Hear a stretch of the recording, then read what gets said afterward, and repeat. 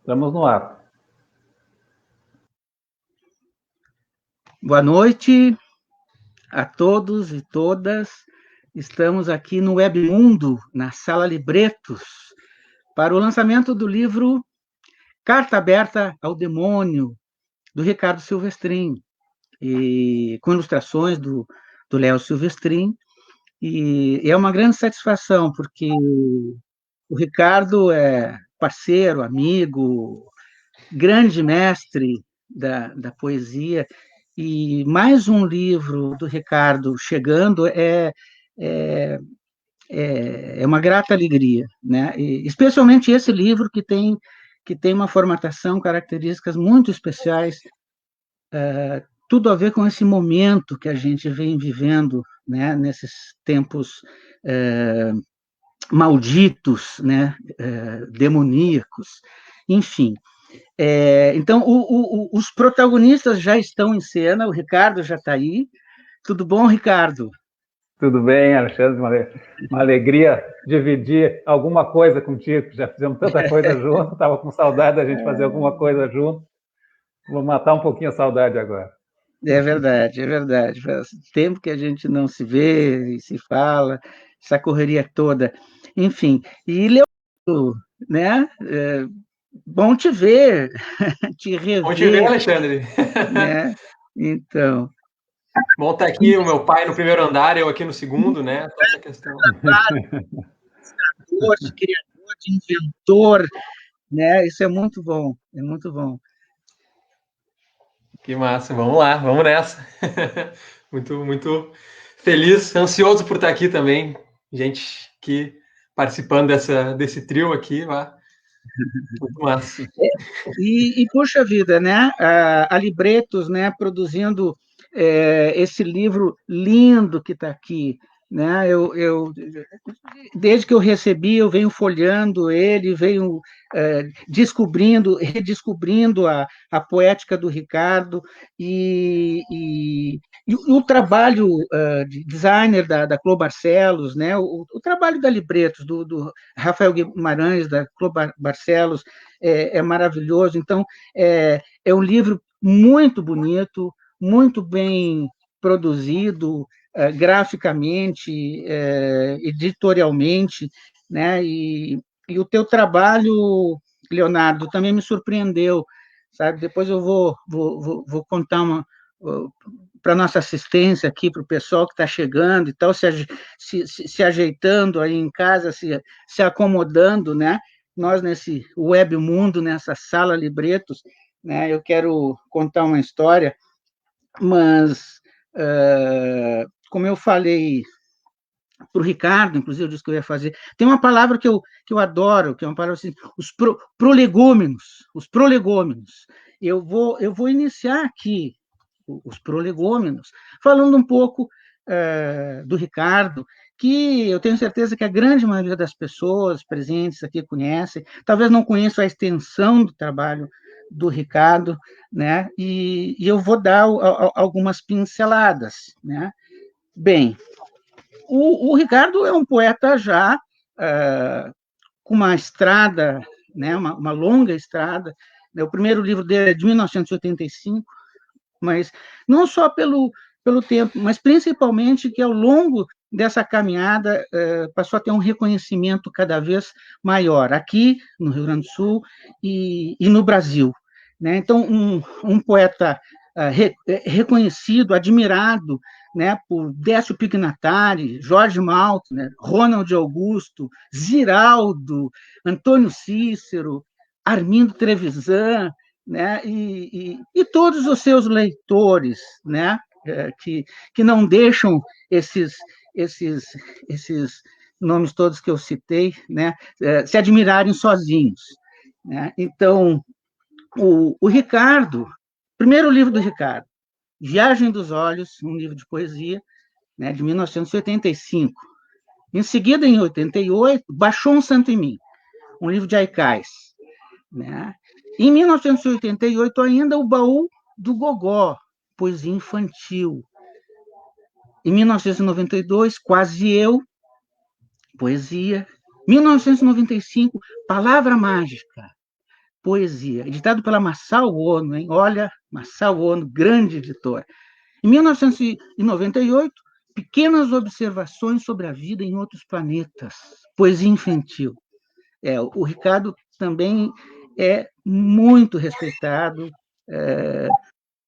pela sua poesia infantil, uma poesia infantil de extrema qualidade e que, né, que nesse universo da literatura infantil, da poesia infantil, também dá uma contribuição gigante.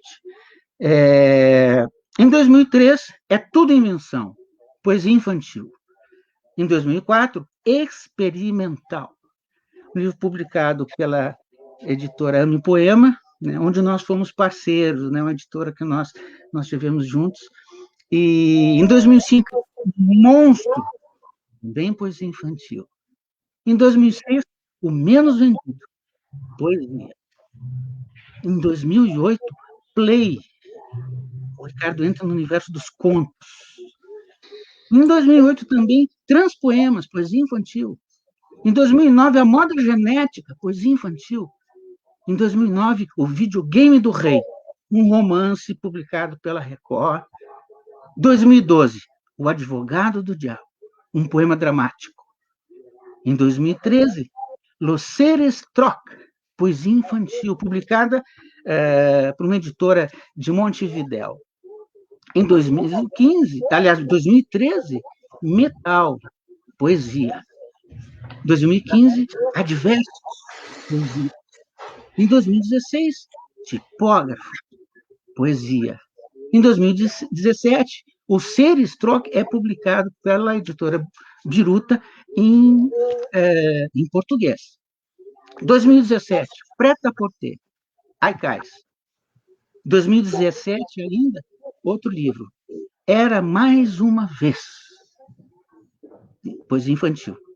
Em 2019, Sobre o Quê, poesia.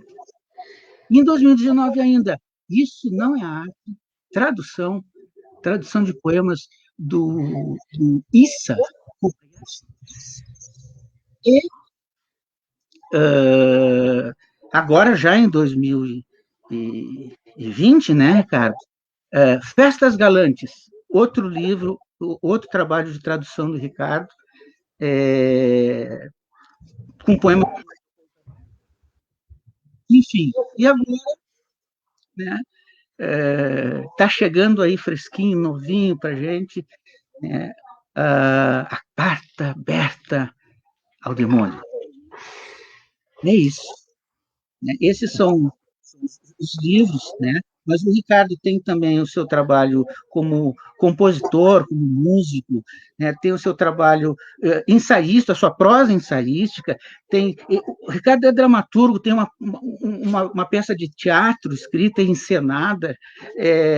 Enfim, um artista múltiplo, né? Um poeta, um escritor versátil, né? E que vai da produção à reflexão sobre a produção contemporânea, né? Então, esse livro ele vem também assim como uma espécie de depositório, de somatório de todas essas experiências estéticas, linguísticas, artísticas que o Ricardo vem tendo. E aí um depoimento meu, e já passando a bola, né, que existe sempre muito se diz assim, né, que o poeta chega num determinado estágio de amadurecimento, ele estabiliza, e o Ricardo continua desestabilizando. Isso é fantástico, isso é um presente para todos nós que somos aficionados da poesia e da poesia do Ricardo, né? Então, Ricardo, eu vou iniciar com o que tu colocastes como epígrafe. Caros camaradas futuros, revolvendo a merda fóssil de agora, perscrutando esses dias escuros, talvez perguntareis por mim. Isso é a abertura do poema A Plenos Pulmões, do Mayakovsky. E lá, a uma certa altura, o poema fala assim: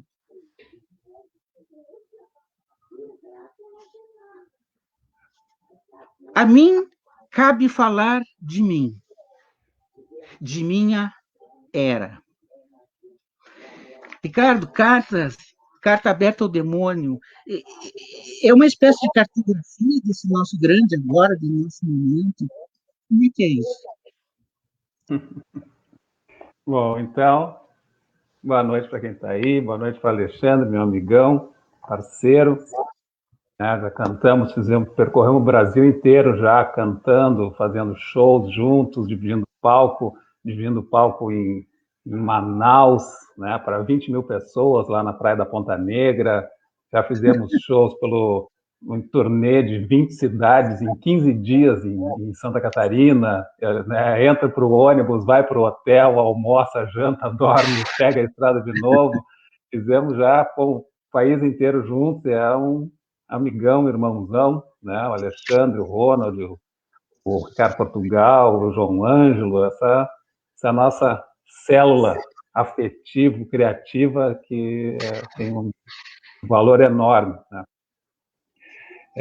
Também quero agradecer a Libretos por esse trabalho dedicado, da Clô, do Rafa, né? A Clô encarnada e vai, a gente mostra a prova e apresenta a revisão, trabalho assim de parceria assim dedicadíssimo, né? Trabalho de quem ama a criação literária e a produção do trabalho, né? E o Rafael Guimarães também, né? Essa pessoa importantíssima da nossa cultura aqui, né? Com resgate de memórias, escritor de mão cheia também, um jornalista maravilhoso. Agradecer também quem já está chegando aí, tem o Cleiton Ramil, um abraço para o Cleiton, que está lá no Rio, Maria Valéria Rezende, lá em João Pessoa, a Noélia Ribeiro, em Brasília, tem a Juliana Meira, que está lá em Canela, tem aqui a Marelice Bragança, enfim, tem um monte de gente querida aí nos acompanhando. E o Carta Aberta ao Demônio, então, esse livro aqui, né, que eu fui organizar o conjunto de poemas, que foi uma produção desenvolvida 2019, 2020, basicamente, acho que uns 65%, 70% nesse período, e mais a Rosane está aqui também, psicanalista e escritora, né, um beijão para ela, nossa vizinha, né, está ali do outro lado do muro, do pátio, parceirão, Cleiton Ramil. Então, organizando esse material, eu peguei uns 30% de poemas que já têm 10 anos, né? O penúltimo poema foi escrito lá na Liberdade ainda, então, lá em 1990, digamos assim, né, o penúltimo poema que eu resgatei, né, e coloquei aqui. Então, tem essa produção nova e outra produção que estava ali, que eu estou colocando, porque quando tu começa tu tem um conjunto de poemas, tu começa a escrever um novo conjunto de poemas, tu vai peneirando e ficando com mas de um dado momento, tu acaba te encantando com aquela produção contemporânea, porque ela diz mais de ti, e alguns outros poemas que não entraram nos livros anteriores ficam ali esperando a sua vez para entrar. Né? Então, um conjunto desses poemas estão entrando nos livros que eu estou fazendo, né, para resgatar também essa produção. Então, tem partes que estão aqui nesse livro, partes que estão no Sobre o Quê, né, e assim eu vou dando vazão para essa outra produção e vai peneirando. E aí, organizando essa produção do Carta Aberta ao Demônio, tem quatro... a Helena está aí, abração para a Helena. Quatro linhas de poemas aqui dentro, né? Então, que são esses poemas ligados ao título Carta Aberta ao Demônio, que fala da contemporaneidade, de tudo isso que nos assola nesses últimos anos, né? Desde o golpe de 16, né? Tem um poema meu sobre o que se chama, que se fala do golpe, começa no golpe de 16, né? Não havia generais como houve da outra vez, né? E era guerra fantasiada de paz. Então, já no sobre o que tem um conjunto de poemas que se chama Um Enorme Vão, que é um conjunto de poemas que já era dessas coisas que nos oprimem nesses últimos anos, né? E esse conjunto mais contemporâneo é a primeira parte do Carta Aberta ao Demônio. A segunda parte se chama Outros Cantos, e aí são poemas variados, de temáticas variadas, né, de feituras variadas. A terceira parte é Errata, que é uma sequência que vai de certidão de nascimento, natural de, carteira de identidade, né, nacionalidade, aquelas coisas que a gente preenche, né, para botar o seu cadastro, né, nascimento, natural, não sei o que, nacionalidade. Então tem uma sequência que se chama Errata, e tem a sequência final que se chama Atribuído a Mim, né, que é uma sequência que fala sobre a autoria, né, sobre o conceito, sobre o que é essa autoria, né. Então, tem essas quatro. E quando eu estava organizando, aí, pensando no título, eu peguei o título de um dos poemas, que é o Carta Aberta ao Demônio, e dei título para o livro, né? Aí, quando eu dei esse título para o livro, eu pensei num livro, a Clô também gostou bastante do original e tal, também falou, a gente tinha que fazer um livro que tivesse uma cara gráfica marcante, né? E aí eu pensei no Leonardo, né, meu filho, desenhista, ilustrador, né, e está se formando, esse ano se forma teoricamente, se forma esse ano no Instituto de Arte, está fazendo o TCC dele, um TCC maravilhoso sobre o CPC da UNE, né, está resgatando essa memória do CPC da UNE e na contemporaneidade também, a relação desse CPC com a contemporaneidade. Então, olha o Stricker aí, grande Stricker. Lendo com a Lavínia. Então, aí eu pensei no Leonardo para fazer a ilustração da capa e para fazer ilustrações internas, né? Porque uma das tantas coisas que o Leonardo sabe desenhar como ninguém são monstros, né? Desde a infância dele, o Leonardo desenhava monstros, fazia monstros de massinha, fazia... Né? E agora, com esse trabalho mais maduro que ele está, né? Com essa capacidade toda de fazer melhor ainda, né, com mais conhecimento técnico ainda do que ele sempre fez, né. E aí, então, foi essa capa, né, do Leonardo, e ele fez uns rascunhos e tal, e aí foi desenvolvendo, né, a gente juntos teve essa ideia, né, de ter o monstro segurando 4 capas, 4 cartas, né, e dentro, cada uma das divisões são uma dessas cartas que ele está segurando lá dentro também, né? Então, ficou um livro com um acabamento visual também. Legal. É bacana, a partir de ti, né, a gente ter essa noção da estrutura do livro, né? Muitas vezes, para quem não tem intimidade com o processo do livro, né, não tem essa dimensão. Eu acho que tem um sentido didático muito bom para todos nós que estamos aqui presentes, né, na Sala Libretos, nesse momento ímpar de lançamento, né, da Carta Aberta ao Demônio. Mas eu vou pedir para tu ler um poema, Ricardo, dessa primeira, digamos assim, dessa porção, digamos, indignada, dessa porção assim que marca bastante o livro, né? Que é realmente essa indignação que é de todos nós em relação ao que temos vivido, né, já há um bom tempo. Vou ler Cupins. Quando os cupins se alastram, é preciso jogar a madeira fora, a porta do armário, a casa inteira, e quando mais nada sobrar, o cupim a si mesmo devora. Age por dentro, em silêncio, e vai pondo abaixo o agora de tudo que um dia se quis, a morada, a alegria, um país. Que fizeste do teu país, cupim? Um país é uma ficção, um amontoado de diferenças. e sobre elas passaram massa corrida, e sobre a massa, tinta a óleo, e sobre a tinta, papel de parede com as cores de uma bandeira. Eu vou ler o poema de... Assim como errar, o horror é humano. Não foi um engano o mal num tão bem pensado plano. Nem cabe dizer desumano, pois que o horror tem de ser feito por fulano ou beltrano. Sem céu nem inferno, o horror, esse sim, é eterno.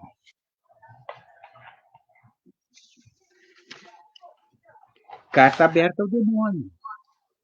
Não, tem poemas surpreendentes aqui, Ricardo, assim, que dentro da tua própria poética, assim, né, tu te reinventa, e isso é legal, ser sempre surpreendido, né? Essa surpresa é sempre muito bem-vinda.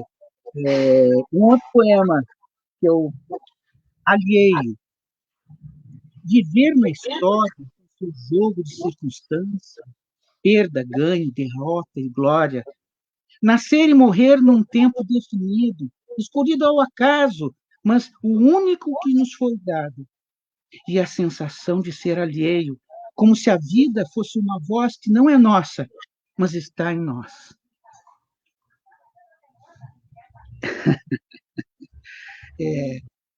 Poemas do Ricardo Celestino. Eu vou falar aqui, eu vou querer saber um pouquinho do Leonardo, e eu vou dar aqui assim essas pinceladas, né? Que o Ricardo já falou, graduando de artes visuais na URGS, né? E ele diz que edita vídeos e imagens, escreve, milita, entre outras coisas, que vão dando na telha. Leonardo, ou melhor, eu te entendo por gente desde os tempos das tuas garatujas, né? E logo que agarrar uma massinha, tu começou a moldar, a amalgamar e criar seres, né, monstros e, né, fantásticos. E durante muito tempo tu acordava, né, e dormia, cheio de seres, de monstros, trabalhando aqui. Uma coisa, isso é uma memória, para mim, muito rica que eu tenho de ti. Tem esse processo todo, assim, que passa pelo Instituto de Arte e chega a esse livro, Trabalhar com Teu Pai. Me fala um pouquinho disso, dessa caminhada e desse encontro, né, de filho com o pai. O primeiro, um dos que pelo menos eu me lembro, né, do encontro assim mais bem pronunciado, né, a respeito de mim assim com o pai, assim com o Ricardo, né, na literatura, é no Monstros, né, no Monstro que tem ali a introdução que fala dedicado para mim, né, no caso, eu na época uma criança que tu citou bem agora, que gostava de fazer monstro e tal, que eu tinha perguntado para ele se ele tinha certeza que monstros existiam ou não, né? E não lembro muito bem qual foi a resposta, nem lembro muito bem qual foi a intenção, mas eu segui nessa, mesmo assim, existindo ou não existindo, continuei aí fazendo, né? O pai falou, enfim, uma estética aí que eu sempre gostei de fazer e tal, né? E daí veio essa proposta aí que ele me fez no início do ano, assim, como quem não quer nada, né? Chegou assim, falou, fazer um livro, Carta do Demônio, não sei o quê. Daí falou assim, quer fazer? Deu, claro. Né? Daí a gente passou janeiro, fevereiro, né? Indo e voltando, fazendo rascunho, fazendo como é que poderia ser o monstro, né? Fui fazendo primeiro ali e tal, ali. Ele mostrou, né? Mostrou o poema, né? Foi me mostrando, para também pegando umas inspirações, a gente pensou em várias coisas para fazer, né? Se poderia ser uma ilustração de um poema específico, ou a gente acabou no final, ele me lançou um desafio, né? Me lançou o desafio, né? Eu já tinha feito um demônio, assim, mais ou menos simples, ele falou, faz um demônio, quem sabe tiver 4 mãos, o demônio.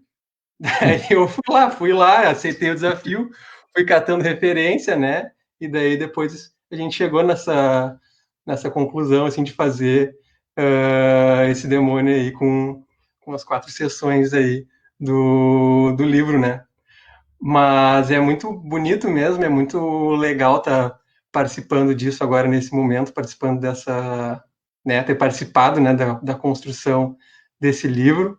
Meu pai, né, é uma grande inspiração para mim. Eu acho que nós, quanto artistas, eu me inspiro muito nele também, que ele está sempre fazendo um pouco de cada coisa, que nem tu falou ali na introdução ali, Alexandre falou ali, né, de poesia, conto, né, fazendo peça, né, músico. E eu acho isso muito, muito legal mesmo. Eu, né, tentei, talvez ali na minha pequena introdução, ali que eu botei ali na minha autossinopse, ali no final do livro, tentei sintetizar isso também, assim, que eu vou nessa metamorfose aí, faço um pouco de desenho, faço um pouco de vídeo e coisas que vão dando na telha, assim, basicamente.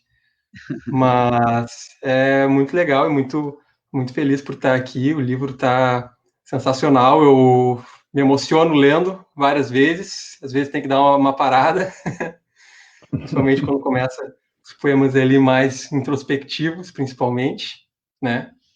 Eu me emociono de outras formas, nos poemas que são mais políticos, né? Os poemas ali de luta, fico, né, achei muito bonitos também. Os que tem sobre as marchas, né? Todas as tem um poema que eu postei no Twitter agora também na divulgação, que é o Senhor Morte, né? Que eu acho que hoje nesse dia turbulento, né? Eu acho que é uma, alguns falaram até que é profético, viram ali no Twitter, Senhor Morte. Vou ler aqui agora para, acho que para quem não segue o pai no Facebook, o pai de vez em quando também posta, dá uma palhinha, assim, só uma palhinha para o pessoal comprar o livro ali das poesias ali no feed. Aqui, ó, vou ler então. O Senhor Morte. O Senhor Morte está cada vez mais isolado. Há perdas visíveis no seu séquito. De anjos do inferno, um a um, eles se vão. O Senhor Morte tenta se fazer de forte, acusa, ameaça, conclama, e um cortejo risível de múmias sai às ruas, mas é pífio. O Senhor Morte se olha no espelho e nem o seu reflexo o apoia mais. Então, acho que é um dos poemas proféticos, como disseram, que eu acho que, enfim, está contemplando totalmente, falou desde a trajetória do golpe até essa conjuntura aí de governo de extrema-direita. Eu acho que usar aí a poesia para fazer o impossível crível também, né? Bem no rumo do Mayakovsky, assim, né? Pensar a poesia, né? Com a arte, enfim, né? Como esse, mesmo quando está tudo difícil, assim, pensar essa outra possibilidade, esse outro mundo, eu acho muito legal. Tá ali, ó. Esse foi o rascunho que eu fiz ainda na praia, lá em Nova Tramandaí, né? Escaneado. E do lado a finalização depois no Photoshop. Que legal. Muito bom.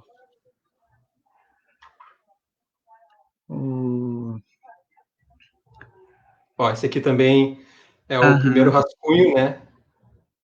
Só pegar a posição de como ficou. É o estudo, né? De como ficou o demonião final, né?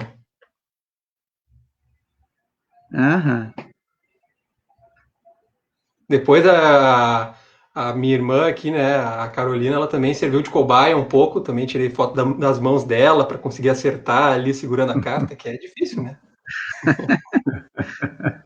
Ela tirou trabalho foto em família. Também, pai, né? É, bem trabalho em família, a gente é meio nepotista. Que legal. Bacana, Leonardo. Muito bom te ouvir. Né, e a tua emoção, assim, né, nessa tua relação criativa, né, e construtiva no trabalho com teu pai. Muito bacana. Enfim, caro camarada Ricardo, né, é muito inteligente, interessante essa citação do Mayakovsky, né? Porque nesse poema o Mayakovsky fala com os camaradas do futuro, né? e tu devolves, praticamente, dialoga com, né, com esse camarada futuro, né, conversa com o grande Mayakovsky, né, dentro do livro tem, né, vários momentos assim em que tu faz essa relação assim com o Mayakovsky. Lê para a gente um daqueles poemas. A resposta para o Mayakovsky, então, né?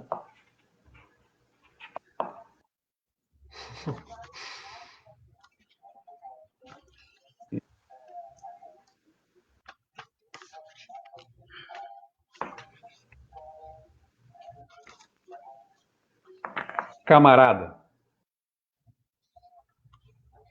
Camarada Mayakovsky, mando um recado, eu, Ricardo, aqui do futuro.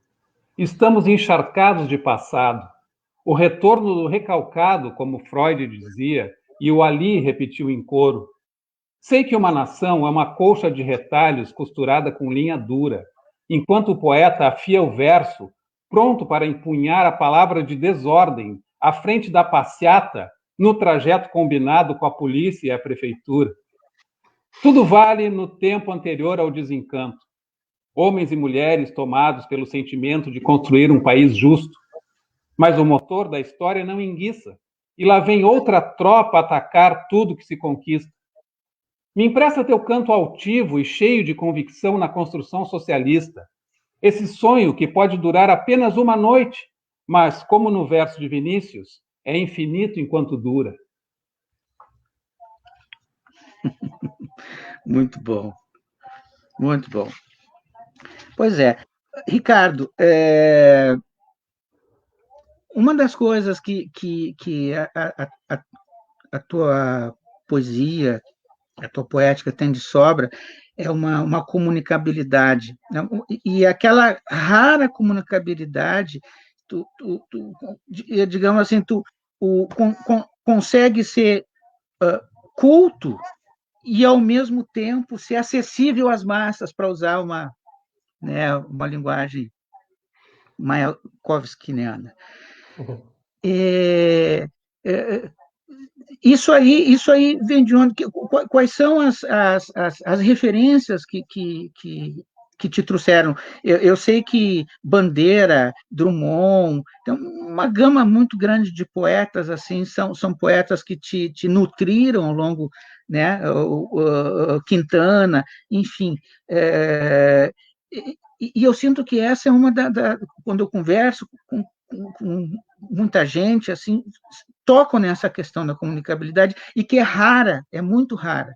E nesse livro, de novo, tu traz essa tua capacidade de falar de temas tão diversos, de falar de uma intimidade tão grande, de falar de uma realidade política explícita, mas, ao mesmo tempo,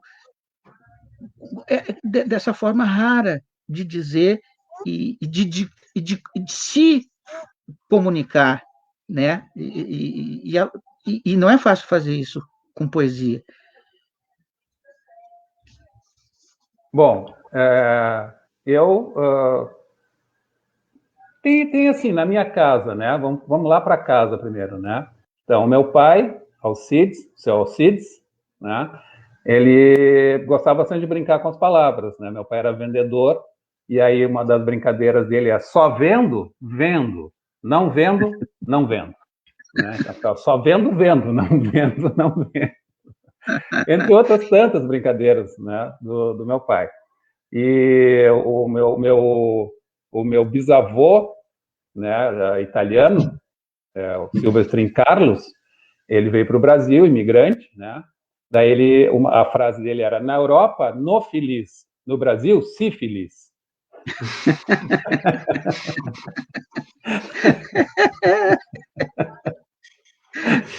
Que legal. Então, essas coisas já estava, assim, a criatividade com a linguagem já era uma coisa assim que eu convivia desde criança, as palavras eram para a gente criar com elas também, né? Para a gente brincar com elas também, para a gente aproximar por algum procedimento sonoro ou de significado, por algum procedimento criativo com as palavras. E eu sempre gostei de criar, gostava na escola. vamos encenar a peça, vamos encenar a crônica, vamos, né? Nós sempre vamos desenhar, vamos fazer a história em quadrinhos, sempre a vida inteira compus música, desde criança que eu componho música, cantando, né? Tem um repertório lá todo que eu apresentava com meus primos com o Trio Pijama, nos aniversários, eu e meus 2 primos, né? O Eduardo e o Jaú, e a gente batucava nas panelas, nos baldes, e cantava minhas músicas. Então, eu já compunha também cantando desde criança. Depois eu comecei a querer aprender a tocar violão, aprendi um pouco, né? Mas eu queria aprender a compor. Se eu soubesse ter dito isso aos 12, 13 anos, quando eu comecei a ir para a aula de violão, eu quero compor. Daí o professor já teria me atalhado o caminho. Eu não quero ficar tocando, não é para ser um instrumentista, é para ser um compositor. Então, depois eu fui aprender isso mais tarde, tendo aula com o Robson, com o Carlo Pianta, né? A compor mesmo, né? Com o violão. E compor cantando também.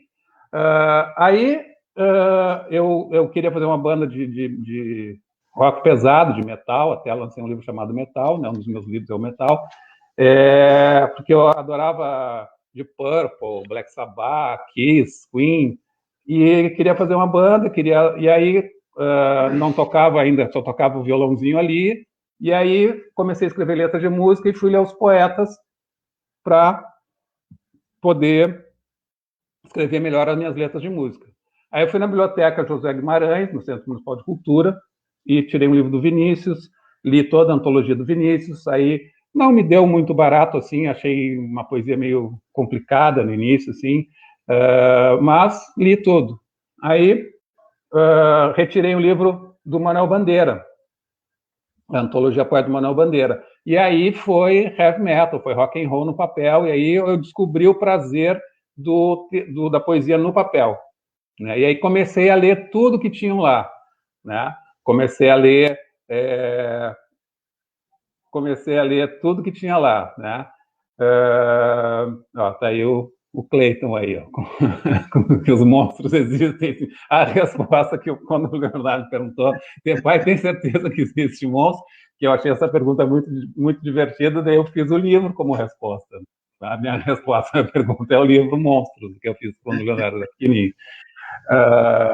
Perfeitamente, né? Os monstros daquele livro, pelo menos, existem, né? Bom, e aí então eu fui lendo o Manuel Bandeira, e daí eu li tudo que tinha de poesia de poesia do século XX, ali, Drummond, Bandeira, Cabral, Cecília Meirelles, Oswald, Mário de Andrade, Ferrer Goulart, Ney do Clos, Armindo Trevisan, né, o De Grazia, tudo isso eu fui lendo naquele período, tudo que tinha ali na biblioteca. Tirei o Aristófanes, né, tirei um grego ali, tirei a peça dele ali da Lisístrata, já fui, né, e isso com 15, 16 anos eu estava ali lendo tudo isso. E aí ia lendo e escrevendo, lendo e escrevendo, lendo e escrevendo, né?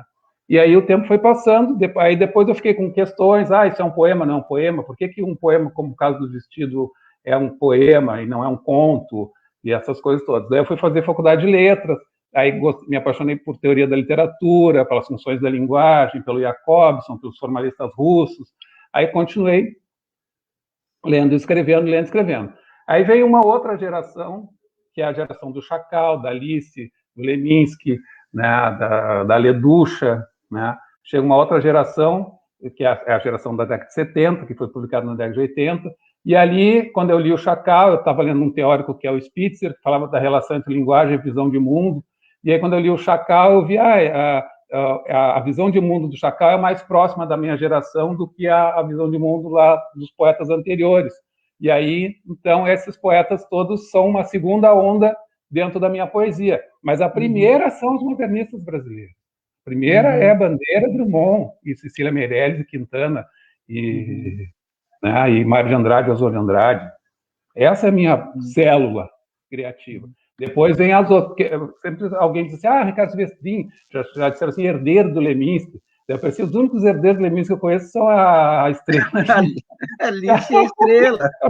Eu não faço parte, não tenho dessa herança. não te deixou nenhum Eu terreno, acho que nenhum... não está enxergando assim todas essas coisas que tem na minha poesia. Tem tudo isso na minha poesia, inclusive essa geração aí. E nessa geração aí não pode resumir ao Leminski. É tão importante Chacal, é tão importante Alice Ruiz para minha poesia, é tão importante Alexandre Brito para minha poesia, é tão importante Fred Maia para minha poesia quanto Leminski. Todos esses foram lançados no mesmo período. E eu li todos juntos, sem conhecer ninguém. Né? Eu li o Visagens e viajei. Visagens é uma das referências do Viagem dos Olhos, por exemplo. Né? Do Baixou o Santo em Mim, é Visagens. Né? Então, tudo isso está dentro ali da minha poesia. Aí eu vou estudando e conhecendo, vou estudando o haikai, vou lendo a poesia japonesa, poesia chinesa, poesia grega, lendo os simbolistas, né? Traduzi agora o Paul Verlaine, que é uma paixão antiga, esse livro dele que eu tinha lá. Então, tudo isso é um diálogo com a minha poesia, e ela se dá em diálogo. Agora, a questão da comunicação, eu não sei, talvez é porque o que eu gosto de ler é assim. Né? O que eu gosto mesmo de ler assim. Eu admiro outros tipos de poesia e gosto também de outros tipos de poesia. Mas, assim, quando eu estou lendo um poema do Drummond ali, quando eu estou lendo... Não tem para ninguém, assim, para mim. Né? Quando eu estou lendo um poema do Bandeira, Momento num Café, não tem nada melhor no mundo para mim, que se escreveu até hoje, que Momento num Café, do Manuel Bandeira. Para mim, isso é um poema melhor de qualquer língua, de qualquer tempo. Né? Então, são as coisas que eu me espelho naquilo. E, como dizia o Quintana, não existe influência, existe confluência. Né? Essas coisas que já têm a ver com a gente, que a gente gosta. Né? Então, tem uma confluência com esse tipo de poesia. Daí viria essa ideia da comunicabilidade, mas não é uma intenção, e nem ser comunicativo ou não ser comunicativo. É a maneira como eu escrevo, são as coisas que eu gosto. Também tem a música popular brasileira, né? Mas eu não comecei na poesia pela música popular brasileira, né? Eu comecei na poesia depois de ler o Manuel Bandeira. Então, não é porque eu estava ouvindo Caetano, Chico e Gil, até porque Caetano, Chico e Gil chegam já mais tarde na minha vida. Eu já estava com uns 16 anos quando eu comecei a gostar disso, porque antes eu gostava era de rock and roll. Agora, é interessante como essas confluências todas, elas também representam uma formação literária, né? Chico Buarque, né? É interessante como a letra de música, né? Eu não consigo avaliar se sempre, mas para nossa geração, sim, né? Até porque a letra dele é um tesouro, né? Tesouro. E talvez isso que é legal, não ser intencional. O bom da poesia é exatamente a ausência dessa intencionalidade gratuita, né, que se fala. Mas isso é bonito de ver, particularmente eu gosto de ver isso na tua poesia. Um poema. Posição. Uma vez por ano, as sombras ficam exatamente sobre os objetos, e por um breve instante, ao meio-dia, com o sol a pino. Nos demais dias, se projetam mais à frente, mais atrás, para os lados. Quem decide a posição é o sol. A luz comanda a sombra. O sol, entretanto, também não vive em liberdade. Faz o ano o mesmo trajeto, faz todo ano o mesmo trajeto, no mesmo horário, como um obediente funcionário. Esse é um que eu separei aqui. Manda lá, Ricardo. Sim. Poema para gente. A Clô perguntou da música, né? Daí da música, então a música está lá desde a infância, eu componho desde a infância, eu aprendi a tocar violão, mas não conseguia compor ainda tocando violão, aí fui compondo cantando, aí passei a compor com o Alexandre Brito e com o Ricardo Portugal, na banda Os Três Poetas, aí eles vinham com violão, a gente compunha junto a letra e a melodia. Nesse primeiro momento eu estava mais preocupado em compor a letra do que a melodia. Depois tem uma segunda banda, que é Os Ladinos, em que eu componho também com o guitarrista Rafael Merel, ou com a banda, eu levava a música para a banda e a gente tocava no ensaio e fazia o arranjo.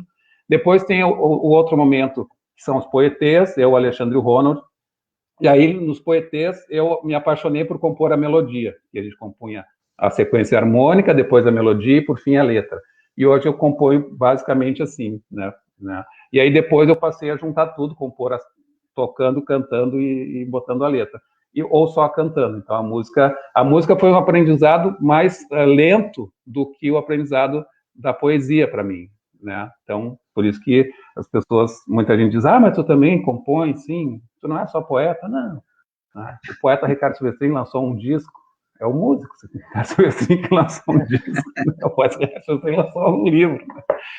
Mas eu quero para passar a bola para o Leonardo, porque o Leonardo tá, a gente poderia falar da Carolina aqui, né? A Carolina fez o nosso DVD, né? Com aquela direção de arte maravilhosa dos poetas ao vivo. Carolina, as imagens do clipe, né, que a gente fez agora do Atenção Senhoras Passageiros, que é editado pelo Leonardo, né? Ela tem uma imagem do avião aterrissando, que está lá no final do clipe, né? Ela captou aquela imagem do avião aterrissando da janela. Então, mas o Leonardo, a Carolina está presente aqui na foto também, aqui a foto da Carolina, mas o Leonardo está presente de várias formas nesse livro. Uma delas é com 2 poemas. Um se chama Farsa. O Teatro do Mundo encena uma farsa diária. Saber-se falsa, não. O Teatro do Mundo encena uma farsa diária. Saber-se falsa não diminui a ameaça. O soldado de chumbo na porta da delegacia com ares de mal. Se o despirmos, é só um homem sem graça, sem sal. Fardado, por ele ninguém passa. A paisana é só mais uma figura otária. O Teatro do Mundo encena uma farsa diária. E está ao lado do poema 51 Detentos, que diz assim: o abuso de poder expõe a indigência do soldado falastrão. Quer ferir com palavras tolas todas e todos que carrega para a delegacia. Seu raciocínio em espiral vai espetando um a um com argumentos de jumento. Eis que um devolve a contradição da sua fala, e o soldado, depois de consultar o superior se pode prender o suposto infrator, com a negativa, enfim, se cala. Diz aí, Leonardo, do que se trata esses 2 poemas. Um momento aí fatídico, né, que aconteceu em 2019, que já diz, né, 51 detentos foram os manifestantes que foram detidos na greve geral de 2019. Eu fui um desses manifestantes aí que foram detidos, né, aí a mando aí do governador Eduardo Leite, que a gente estava ali tentando impedir ali, trancando a rua para impedir que os ônibus andassem. Isso é um crime inafiançável, né? E daí esse poema aí, especificamente os 51 Detentos, né, é um poema que é inspirado, na verdade, num camarada aí, num militante que estava aí entre as pessoas que foram detidas, né, o camarada aí Furtado, não sei se está aí, eu tô para mandar para ele esse poema também, depois eu vou compartilhar aí também. E foi uma história real, esse aí, né, é uma história real, né, desses aí, um agente público aí, cheio de minhoca na cabeça, que foi lá falar essas coisas, achou que ninguém ia responder, ele foi lá e respondeu, e queria repreender e não conseguiu, né? Mas para esses aí, a gente pode responder com outro poema, né? Que é para mostrar ao que a gente veio, né? Que é o Marchas. Há que se cantar palavras que derrubem os mais tristes ditadores, bater palmas, bumbo, tarol. Há que se derrotar toda a tristeza com a alegria de se marchar em grupo, não como marcham os soldados, mas como se pulam marchinhas de carnaval. Há que se debochar da farsa sisuda, fazendo rimas que desconcertam. E quando vierem as bombas, a tropa de choque, a cavalaria, dispersar por um minuto para voltar, por um momento, para voltar renovado com mais fôlego. Há que se alimentar bem, fazer exercícios, que a caminhada é longa. Muito bom. Ricardo, eu estou procurando aqui e eu acabei me perdendo. É um poema que eu acho maravilhoso, que tu vais falando exatamente do do homem investido de poder, mas que é comum, que é um qualquer, e que se tira aquela roupa, aquela farda. Esse que eu li antes dos 51 Detentos. Eu estava procurando ele aqui e perdi o poema. É o Era Farsa, esse aí. É o Farsa. Esse poema é maravilhoso. É o Farsa. Esse poema é maravilhoso. É na página 24. Lê de novo, então, para nós. Aqui, 24. É. Esse poema. E tem um poema que eu vou contar uma história. Está aqui. Farsa. Não, tinha caído o papelucho. O teatro do mundo encena uma farsa diária. Saber-se falsa não diminui a ameaça. O soldado de chumbo, na porta da delegacia, com ares de mal. Se o despirmos, é só um homem, sem graça, sem sal. Fardado, por ele ninguém passa. A paisana é só mais uma figura altária. O teatro do mundo encena uma farsa diária. Adorei, amo esse poema aqui. Mas é muito interessante. Eu vou ler um poema aqui que me trouxe assim uma memória muito interessante. Chama A Casa. Uma casa se constrói e se deteriora, e se reconstrói e se deteriora. Enquanto isso, a vida vai deixando para trás cada agora. Quem mora guarda a casa na memória. Se namora de um canto, uma fresta de sol e silêncio, de onde se ouve o motor da geladeira, a água pelos canos, os estalos da madeira. Um dia, o morador some, fica a casa insone, mas não sozinha. Aranhas triunfam com suas teias, formigas moram sobre a laje, mosquitos duelam com lagartixas, até que um novo dono imprima outra vez a rotina. Reformas no telhado, cores pelas paredes, quadros, tapetes, venenos para todo e qualquer intruso, a casa assiste quieta a tudo. Aposta que vai viver mais do que ele. Ostra, planta carnívora, a casa acolhe o inquilino e o liquida. Eu tive um encantamento muito especial com esse poema, porque eu fui vizinho de um poeta, né, o Francisco Pereira Rodrigues, que morava exatamente de frente ao Castelinho do Alta Bronze, que morreu com 107 anos de idade. Ele nasceu nessa casa, né, viveu nessa casa, teve os seus filhos nessa casa, né? Quer dizer, e aí, quando eu terminei de ler esse poema, eu falei, pô, mas a casa teve que esperar 107 anos para liquidar o Pereirinha, que era o apelido dele. Achei muito legal, assim. Muito bom. Pô, Ricardo, olha que livro maravilhoso, Carta Aberta ao Demônio. Aqui, e aí tu vai falando da presença da Carolina, né? Então, essa injunção assim de afetos juntos, né? E a Chloe, o Rafa, da Libretos, não podia sair outra coisa que não esse livro maravilhoso que está aqui para todo mundo. Como é que faz para comprar o livro, Ricardo? Entra no site da editora Libretos, pode comprar lá, da editora Libretos. Também já está assim na livraria do Rio, né, na livraria da Travessa no Rio, que ela distribui também para várias livrarias, né, inclusive em Portugal, tem a livraria da Travessa. Na Bamboletras já tem aqui. Então, o livro já foi para as livrarias, já está nas livrarias, e tem essas livrarias virtuais, né, que também a pessoa pode ir atrás pelas livrarias virtuais, elas estão por aí.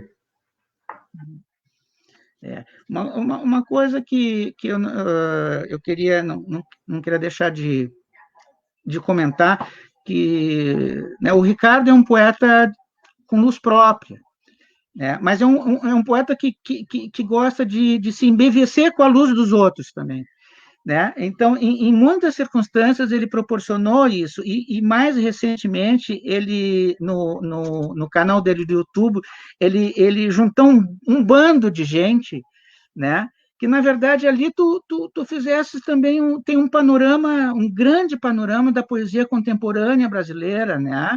Eu acho que foi um trabalho muito importante, assim, de reunir essa gente toda, de gerações diferentes, de lugares muito diferentes, de todos os lugares do Brasil, né? Então, de classes sociais diferentes, quer dizer, um trabalho que essa coisa de não só estar junto, né, com esse bando, né, estar fazendo parte nessa nossa contemporaneidade de uma forma parceira, né, fraterna, mas tu também, quando tu estivesses no IEL, tu fizesse um trabalho muito importante lá, né? Só a reunião da obra do Oliveira Silveira já foi um feito maravilhoso, né? Trazer, né, a obra também do José Paulo Ecker Filho, também, quer dizer, tu fizesse um trabalho importante aí também. Fala um pouquinho disso, Ricardo. Até tem a ver, assim, com, digamos, o grande prazer meu criativo é o diálogo criativo. Né? É o diálogo criativo. Eu leio porque eu escrevo porque eu leio. Eu leio porque eu escrevo e, ao contrário, eu escrevo porque eu leio também. Né? E vice-versa. Né? Então, eu comecei a escrever poesia ali de ler os poetas. Então, a grande alegria é o convívio criativo, que já se deu de várias maneiras na nossa vida. Né? Tanto com o leitor, como com a roda de poesia, né? Eu, tu, o Mário, o Caio Gomes, o Pedrão, o João, que participou no começo, o João Ângelo, Portugal, né? Todo mundo que a gente fez esses trabalhos coletivos, que tem a alegria de trocar, de conhecer o livro do outro, de dar um livro para o outro e ganhar o seu de presente e ir para casa ler, né? Então, isso é esse convívio que é o bom, né? que o humano precede tudo, né? A gente quer o convívio, né? A gente quer o convívio com as pessoas e esse convívio criativo, né? E então isso faz parte desse convívio todo e esse prazer de descobrir coisas boas para ler, né? De vibrar com essa troca, né? Então tudo isso faz parte de mostrar os amigos também, mostrar os amigos, mostrar o trabalho dos outros, mostrar, olha aqui como é bom, olha aqui, vocês já leram os Zeros do Alexandre Brito, vocês já leram, né, Canção das Coisas Inanimadas do Roberto Silvestrin, né? Vocês já leram o Homem ao Rubro, o último livro, o Torna a Viagem, do Ronald Augusto? Tem que ler, tudo isso tem que ser lido. Vocês já leram Ricardo Portugal, desde o lado da Antena Tensa, o livro A Face de Muitos Rostos, que ele lançou, tudo isso está aí para ser lido. A Juliana Meira, tem que ler tudo da Juliana. Toda vez que a Juliana lança um livro, eu fico bem feliz. Oba, tem coisa boa aí. Então, essa troca que é o bom, né? Essa troca que é o bom. E aí, sempre que eu posso, seja, eu fiz isso na minha coluna do Jornal Zero Hora, fiz isso no Transição de Pensamento, na Ipanema FM, e sempre que eu posso, fiz na internet, fiz num blog chamado Poesia Alheia, né? Em que eu comentava poemas de vários outros poetas, né? E é isso, porque, né? Senão, para que a gente vai ficar sozinho, né? Tem graça nenhuma, né? Ficar sozinho. A gente tem que jogar junto, né? A Isabel também, a artista visual que está presente aí, né? A pessoa legal. Está aí o Cleiton ali, né? O Cleiton também, o Cleiton parceirão, já fizemos, já temos umas 4 músicas juntos que nós já fizemos com o Cleiton Ramil, compositor maravilhoso, né? A questão do Cleiton, eu estava pensando esses dias, né, que a gente tem o trabalho do Cleiton e Cledir, grande trabalho, Mas se tu soma o trabalho do Cleiton Cledir com os Almôndegas, a contribuição dessa turma é maravilhosa. Funda uma cultura. E Leonardo está aí, ó, Leonardo. Estão te chamando. Diz aí, Leonardo. Conversa. Olha, eu queria fazer uma denúncia aqui, né, na verdade. Porque estava olhando aqui um poema e parecia que ele foi feito quase com uma crítica aqui, esse poema. Deixa eu ver se eu acho aqui. Aqui, ó. É o poema Fios. Aqui os fios não estão debaixo da terra. Percorrem o ar entre as árvores. Servem de pouso aos passarinhos. Às vezes, um transformador estoura. Falta a luz por horas numa rua inteira. O fato já vira uma história contada no almoço. E alguém puxa outra história de fios e estouros na escuridão. No entanto, come desatento, não ouve a conversa. Quando perguntado, se desculpa e já engata falando que, na Europa e nos Estados Unidos, os fios ficam embaixo da terra. Então, isso aí é uma indireta, porque no almoço, do jantar, às vezes as pessoas estão falando uma coisa assim, a conversa vai se desenvolvendo no almoço ali, eu pego o fio da meada assim, já engato depois, assim, né? Tu te viu nesse poema, galera? Eu vi. Não sei se foi de propósito, Não tive intenção. Vai, eu vi. Deixa eu dizer um último poema, então, antes que o Alexandre encaminhe o final aí, que já estão pedindo para terminar aqui, né, pessoal? Tá certo. Quero dizer um último poema que se chama Passo de Dança. Né? Que nós temos 3 artistas aqui em casa, né? E tem uma 4ª artista que ela é dançarina, que ela é bailarina de flamenco. Né? A Carla. A Carla. Passo de dança. É admirável a façanha que só você consegue. Basta ser você e apertar o play. Eu passo as tardes envolvido na teia que eu, que nem sou aranha, criei. Você não. Onda serena que segue sob o surfista, faz o que deve ser feito. Você sim, estrela cadente e todas as coisas que sabem ter fim. Um dia hei de aprender a dançar contando o tempo, a memorizar a sequência, mas sem perder a leveza, a cadência, que nem você, não como eu que entendo bem de decadência. É admirável a façanha, você a montanha, eu o que nem sei. Que legal. Poxa, obrigado, Ricardo, por mais, né, esse presente para nós leitores, né? Carta aberta ao demônio. Obrigado, Libretos. Obrigado, Leonardo, assim, pela criação, né? Poxa, essa capa aqui está maravilhosa, esse teu monstro aqui tá incrível.